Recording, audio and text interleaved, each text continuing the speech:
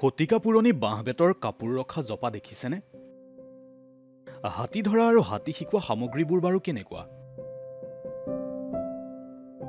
বিগত ৫টা দশক ধৰি অসমৰ অন্যতম আদিম ভূমিপুত্ৰ মৰাণ জনগোষ্ঠীৰ ঐতিহ্য সংৰক্ষণৰ চেষ্টা কৰি অহা এগৰাকী ব্যক্তি।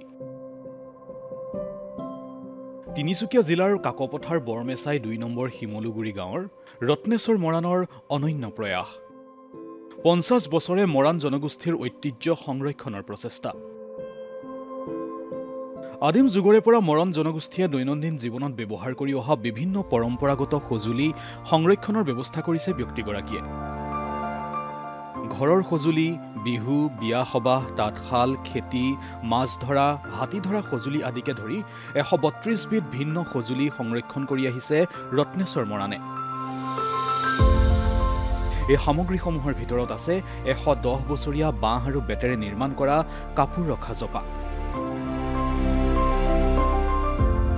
মৰাণ জনগোষ্ঠীৰ হাতী ধৰা, হাতী শিকোৱা, হাতী পালন কৰা সামগ্ৰীসমূহো সংৰক্ষণ কৰি ৰাখিছে ৰত্নেশ্বৰ মৰাণে।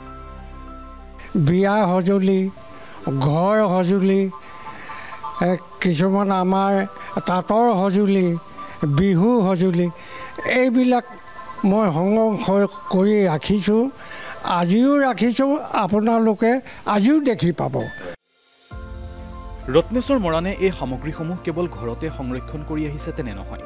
তেখেতৰ নেতৃত্বত ভূপাল, দিল্লী, কাজিৰঙা অৰ্কিড পাৰ্ক আদিতো সংৰক্ষিত হৈছে বহু আপুৰুগীয়া সম্পদ। আনহাতে অৰ্থৰ অভাৱত বহু সামগ্ৰী সংৰক্ষণ কৰিবলৈ সক্ষম হোৱা নাই বুলিও তেখেতে প্ৰকাশ কৰে।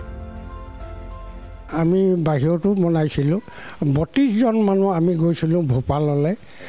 গতিকে যিবিলাক আমাৰ সামগ্ৰী তেওঁবিলাকে নিলে, কাঠ, বাঁহ এইবিলাক চব সুবিধা কৰি দিলে।